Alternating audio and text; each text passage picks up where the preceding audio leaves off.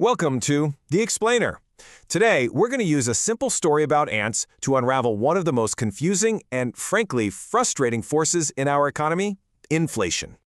It's a feeling so many of us know, right? Your paycheck gets a little bigger, but when you get to the grocery store, your cart somehow seems to get emptier. How on earth does that happen? Well, to figure it out, we're going to take a trip to a little place called Antropolis. All right, so let's set the scene. Imagine Antropolis. It's this bustling, super organized ant colony. Everything just works. Life is predictable, it's stable, and everybody knows the rules. So what's the money here? They use leaf chips. It's simple. The harder you work, whether it's collecting seeds or fixing up the tunnels, the more leaf chips you earn. This little currency was the bedrock of their entire economy. And for years, this system worked perfectly. I mean, it was a direct link between your effort and your reward. It created this really prosperous colony where any ant felt like they could build a better future. But, as you can probably guess, that kind of stability, it can be pretty fragile. And then trouble showed up, and it arrived in the form of this deceptively sweet-sounding idea. See, the wealthy Sugar Traders Guild went to the Queen with a plan they claimed would make everyone richer, and, oh, conveniently, would make the Queen way more popular. And here's the pitch, led by a guy named Baron Syrup. He paints this super tempting picture. Hey, just put more money in everyone's pockets. They'll spend more, the colony will boom, and everyone will be happy. I mean, who's going to say no to that? The Queen, a little worried about her poll numbers, let's say, she totally goes for it. What she didn't realize, what she missed, was the traders' real plan. They weren't going to create more value. Nope. They were just going to wait until everyone had more leaf chips and then jack up their prices. Sneaky, right?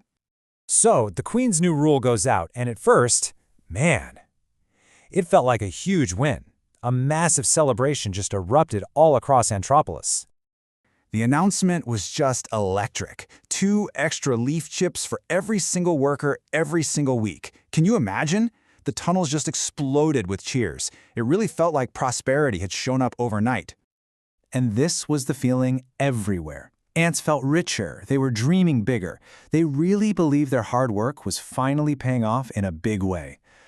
But they were missing a huge piece of the economic puzzle.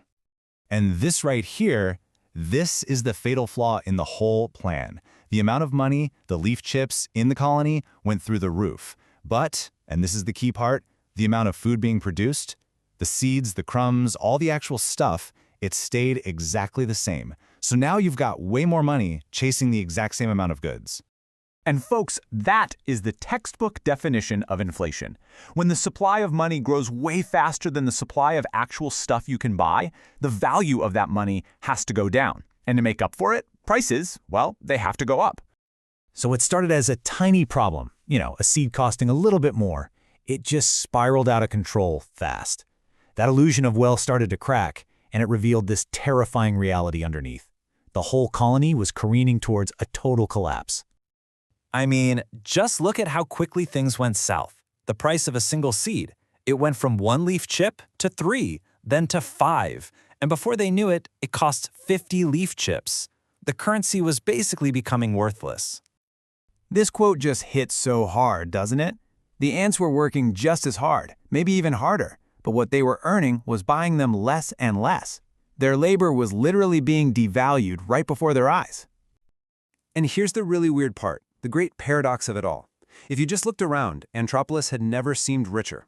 Ants were lugging around these huge pouches overflowing with leaf chips. The tunnels were practically glimmering with green currency. But that appearance of wealth, it was a total illusion, because despite all that money floating around, families were starving. The abundance of currency meant absolutely nothing when it couldn't buy you the basic things you need to live. You see, the economic crisis quickly became a social one. Trust just completely broke down. Ants started hoarding food, some even started forging fake money, fights for breaking out in the markets. The very fabric of their society was just tearing apart at the seams. But right when things seemed absolutely hopeless, a voice of reason cut through all that chaos. A young economist ant named Alex stepped up, and he had a radically different idea about what wealth actually is. Alex's point was so simple, yet so powerful. Printing more leaf chips? Pointless. He said, true wealth isn't about the number of chips you have in your pouch, it's about what the colony can produce. The seeds, the tunnels, the actual goods and services. That's real wealth. And the queen, she finally listened. She issued a whole new decree.